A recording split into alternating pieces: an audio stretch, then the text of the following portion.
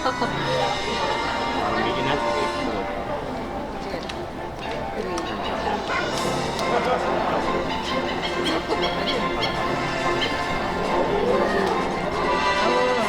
俺もこんな近くに食べるもんじゃね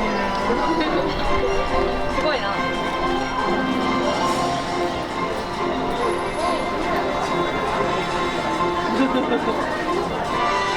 皆様本日は神戸動物王国にご来園いただきまして誠にありがとうございます。まもなく2時45分よりこちらアフリカの湿地におきましてペリカンフライトが始まり始めさせていただきます。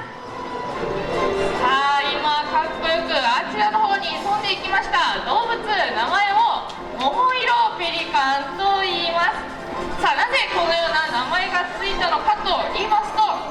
繁殖期と呼ばれる時期にだけ羽の色がうっすらとピンク色になることから桃色ペリカンと名付けられたんです。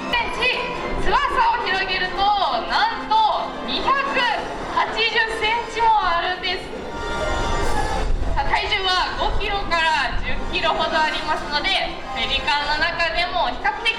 大きな種類のペリカンたちなんです。さあまたスタッフの合図に合わせてあちらの方にスイスイと泳ぎ出しました。さあ今日はとっても風が強いのでペリカンたち少し飛びにくそうにはしているんですが、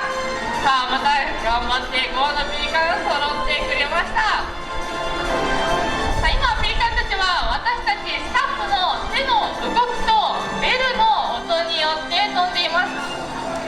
あしっかり飛んできてくれたペリカンたちにはご褒美をあげているんですが、一体何をあげているのかと言いますと、